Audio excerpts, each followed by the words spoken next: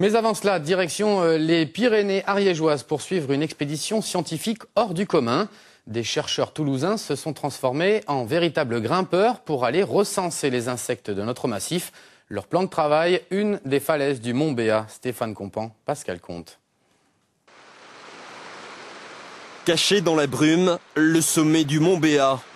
À 1800 mètres d'altitude, les scientifiques recensent, chacun dans leur domaine, les espèces vivant sur la face sud.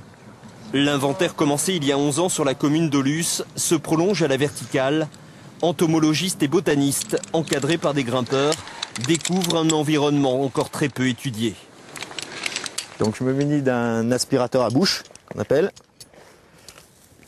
Et là je regarde sous les pierres.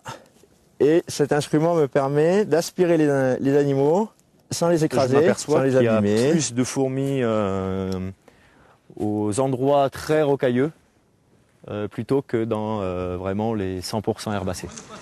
Fourmis, scarabées, cigales ou encore punaises, ils ont 6 pattes et 1000 formes.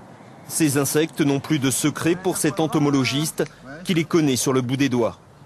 L'intérêt d'un inventaire, c'est de pouvoir revenir dans 30, 40, 50 ans, de refaire exactement un inventaire sur une dizaine d'années comme j'ai réalisé ici, et de pouvoir voir en fait, comparer le changement de biodiversité.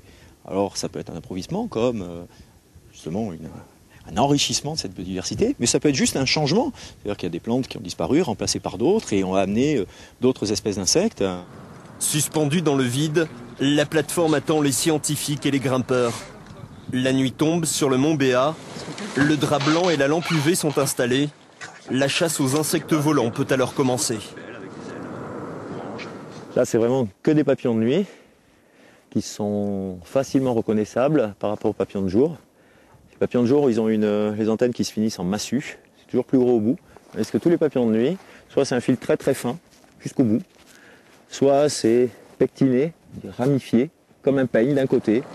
Armés de bocaux à cyanure et de guides pour naturalistes, ils ne prélèveront que le strict minimum.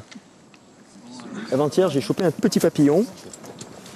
On voyait par son déplacement, c'était un papillon vraiment qui avait l'habitude de se promener sur les parois. Et il marchait très très rapidement, mais vraiment plaqué sur la roche. Ça, c'est un habitus pour un papillon qui est caractéristique. Alors je ne l'ai pas déterminé encore, c'est un micro-lépidoptère, mais on saura ce que c'est. Papillon rare ou nouvelle espèce, les études au labo le détermineront.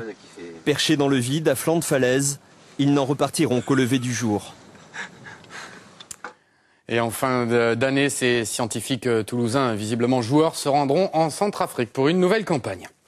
En sport, l'équipe de France de handball est arrivée à Toulouse aujourd'hui.